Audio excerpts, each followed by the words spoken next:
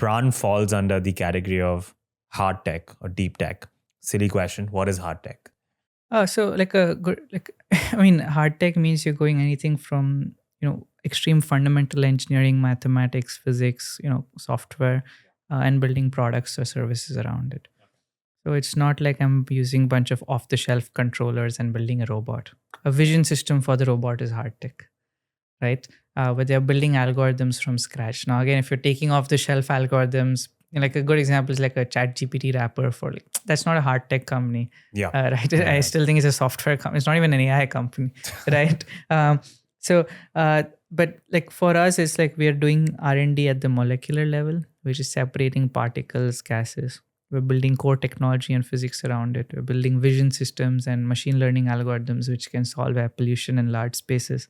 We're taking this technology, putting it into a product, and we're building hardware, software layers on that product. And then we're manufacturing these things. So we are investing in infrastructure, manufacturing. We invested in something like, if you look at a Hive, that space gray color, so much R&D went into getting that space gray color to be what it is, and the texture and all of those. So all throughout the stack for us, it's been inventing, exploring, learning. A layperson example would be the company that built the touch screen. Touch screen was the hard tech or deep tech innovation. It going into all the phones, the hardware innovation.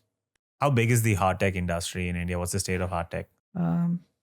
Still early. When we were fundraising, literally nobody. One or two companies who left India and went elsewhere. Venture capitalists thought I was completely retarded. So many of them told me, many of them are investors today. Hey, why are you doing this? Why don't you build like a SaaS business? You guys have a great story, great team. I think you're chasing the wrong thing. I was like, come on, man. It's like 5 years later when your kid grows up and asks you why the air is bad and you run $1 trillion fund, you should answer that question. Right. I told this kid who was solving it to build a SaaS product. Right? Imagine. So people thought I was like snobbish at the time or arrogant to say these things, but they understood, and they're very grateful to have many of them be investors today in our company.